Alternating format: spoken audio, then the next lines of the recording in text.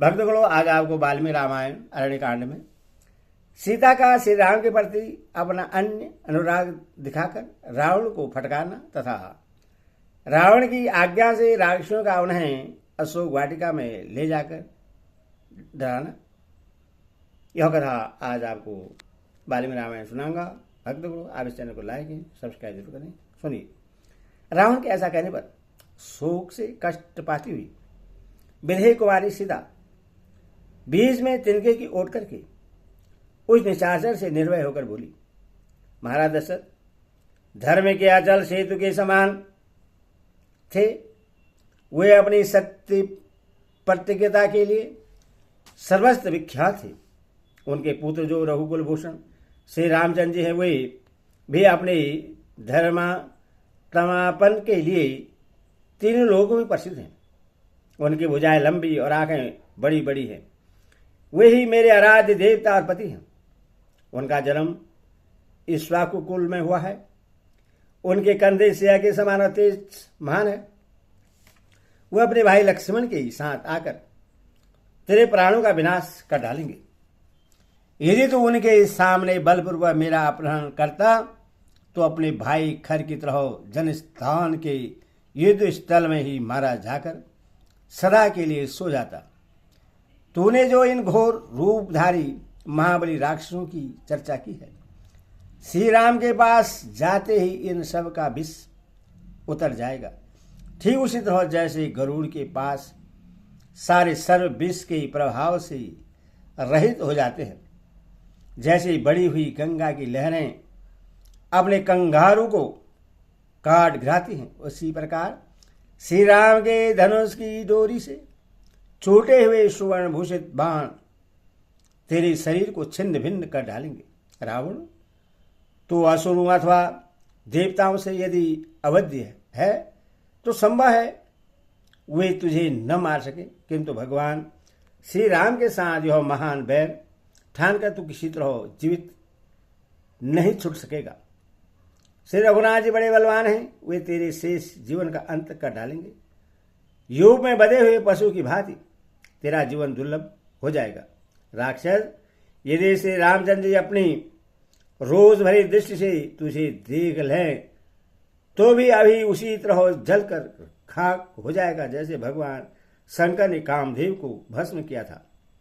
जो चंद्रमा को आकाश से पृथ्वी पर गिराने या नष्ट करने की शक्ति रखते हैं, अथवा जो समुद्र को भी सुखा सकते हैं, वे भगवान श्री राम यहां पहुंचकर सीता को भी छोड़ा सकते हैं।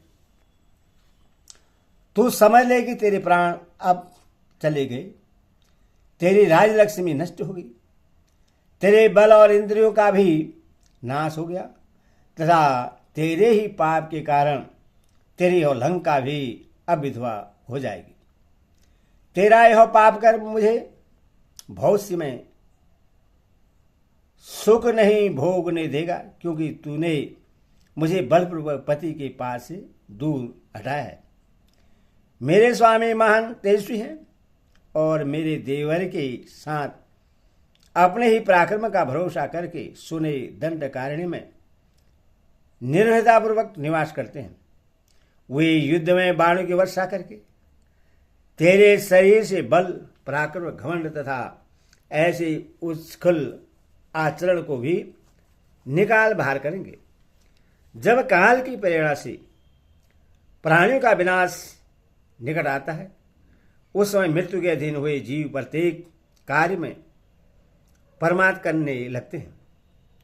अधम निशाचर, मेरा अपहरण करने के कारण तेरे लिए भी वही काल आ पहुंचा है। तेरे अपने लिए, सारे राक्षसों के लिए तथा इस अंतपुर के लिए भी विनाश की घड़ी निकट आ गई है। यज्ञशाला के बीच की वेदी पर जो दी जातियों के मंत्र द्वारा पवित्र की गई होती है तथा जिसे संतरुक, शत्रुआ आदि यज्ञपात शोभित करते हैं, चंडाल तथा पैर नहीं रख सकता। उसी प्रकार मैं नित्य धर्मपरायण भगवान श्री राम की धर्मपत्नी हूं तथा दृढ़तापूर्वक पातिव्रत धर्म का पालन करती हूँ अथवा यज्ञ वेदी के समान हूँ और राक्षसाधम तू महापापी है अथवा चंडाल के तुल्य है, इसीलिए मेरा स्पर्श नहीं कर सकता।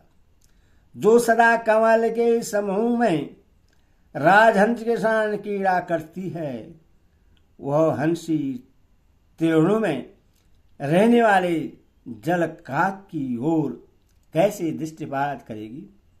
राक्षस, तो इस संज्ञा शून्य जड़ शरीर को बांध कर रख ले या काट डाल, मैं स्वयं ही इस शरीर और जीवन को नहीं रखना चाहती। मैं इस भूतल पर अपने लिए निंदा या कलंक देने वाला कोई कार्य नहीं कर सकती। रावण से क्रोधपूर्वक यह अत्यंत कठोर वचन कहकर विधेय कुमारी जानकी चुप हो गई। वो वहां फिर कुछ नहीं बोली। सीता का वह कठोर वचन रोकटे खड़े कर देने वाला था। उससे सुनकर रावण ने उनसे भय दिखाने वाली बात कही। मनोहर हास्य वाली भावनी, मिथिलेश कुमारी, मेरी बात सुन लो। मैं तुम्हें 12 महीने का समय देता हूं। इतने समय में यदि तुम स्वेच्छापूर्वक मेरे पास नहीं आओगी तो मेरी रसोई सवेरे का कलेवा तैयार करने के लिए तुम्हारे शरीर के टुकड़े टुकड़े कर डालेंगे। सीता से ऐसे कठोर बात कहकर शत्रु को रुलाने वाला रावण कुपित हो राक्षसों से इस प्रकार बोला। अपने विकराल रूप के कारण भयंकर दिखाई देने वाला तथा रक्त मांस का आहार करने वाली राक्षसियों, तुम लोग शीघ्र ही इस सीता का अहंकार दूर करो।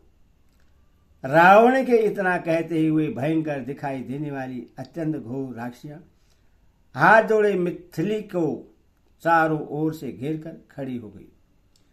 जब राजा रावण अपने पैरों के धमाके से पृथ्वी को विलीन करता हुआ सा 2-4 पग चलकर उन भयानक राक्षसों से बोला, निशाचरियों, तुम लोग मिथिलेश कुमारी सीता को अशोक वाटिका में ले जाओ और चारों ओर से घेर कर वहां गूढ़ भाव से इसकी रक्षा करती रहो।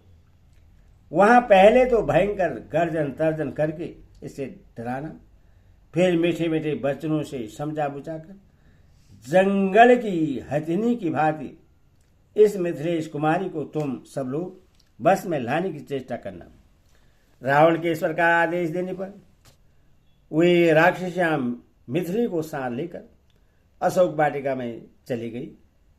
वह वाटिका समस्त कामनाओं को फल रूप में प्रदान करने वाले कल वृक्षों तथा भांति भांति के फल फूल वाले दूसरे दूसरे वृक्षों से भी भरी थी तथा हर समय मदमत रहने वाले पक्षी उसमें निवास करते थे। परंतु वहां जाने पर मिथिलेश कुमारी जानकी के अंग अंग में शोक व्याप्त हो गया। राक्षसों के बस में पड़कर उनकी दशा बाघिनों के बीच में घिरी हुई हिरने के समान हो गई। महान शोक से ग्रस्त हुई मिथिलेश नंदिनी जानकी जाल में फंसी हुई मिर्गी के समान भयभीत हो क्षण भर के लिए भी चैन नहीं पाती थी। विकराल रूप और नेत्र वाली राक्षसियों को अत्यंत डांट फटकार कर सुनने के कारण मिथिलेश कुमारी सीता को वहां शांति नहीं मिली। वे भय और शोक से पीड़ित हो प्रियतम पति और देवर का स्मरण करते हुए अचेत सी हो गई।